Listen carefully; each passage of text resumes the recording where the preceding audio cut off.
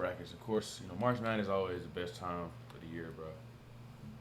Of course, because you got some of the best teams at these Power Five conferences. They go into a team probably in the WCC or like a team like St. Mary's, and they have trouble with them first round. And it's crazy to see, for real. Crazy to see that. You got the Lehigh Duke, CJ McCullum, one of my favorite players ever.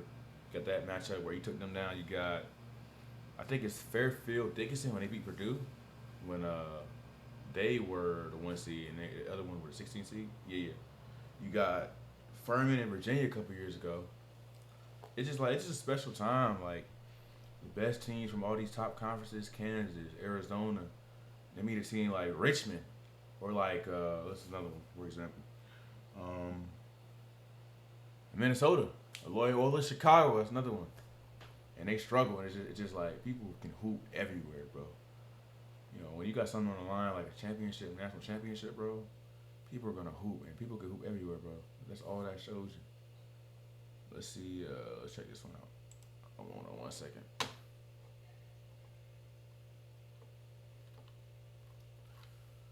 Oh, what we got? What we got? Last four buys. Last four in Indiana, TCU, Santa Clara, USC, next New Mexico, California. First four out. Yeah, I don't know any of these things. Howard might get in, dog. No way. Bro, I got a AAU teammate to go there, bro. I don't really know him like that. I didn't really talk to the kid like that, bro. Like, I was on this team. I think it was 8th grade, but like I didn't really talk to him like that. Like, I would walk around like the AAU, like a venue called Light Point. I'll walk around. I'll see his parents. I'm think I'm in like 10th grade, and they'll just act like they don't know me. So it's just like, you know what I'm saying. But yeah, I got a former AAU team that go there. They about to get in. That's crazy. Indiana, Santa Clara. I don't even like. Come on, bro.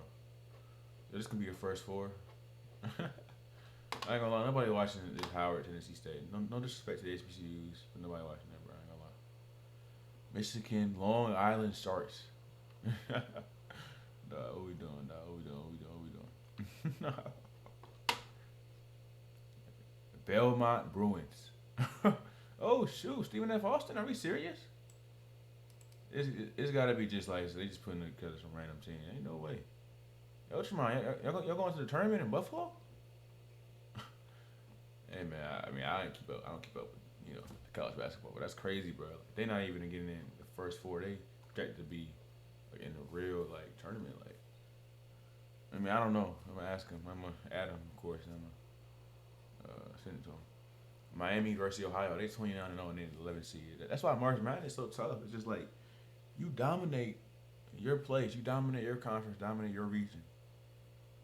It still don't matter what, like in the country, you probably not that good. So, and that's vice versa for the top teams in the country like Kansas, Arizona. Y'all dominating the teams y'all playing. But some D1 schools out in the Patriot League, Lehigh, Colgate, Bucknell, they can beat you because of the vice versa thing. And also, I read on the internet, like some of these teams, like their route to the tournament is much harder than a route like a blue blood like North Carolina, because of, you could say, the program recognition and people not really knowing the program, so they got to fight even harder. They got to win their tournament. Like one loss can throw them out the window because of the strength of schedule. It might not be as strong as other programs, and it's tough. It's very tough. St. Mary's always gonna be in there, bro. I ain't gonna lie. Wright State. I never heard of them before. Merrimack. I think I heard of them. Wisconsin. Russell Wilson from my old Packer Badgers. Alabama. UNC. Wilmington. Yeah, they're not winning anything, buddy. But I wish I could I wish I watched more of this though. Hold on.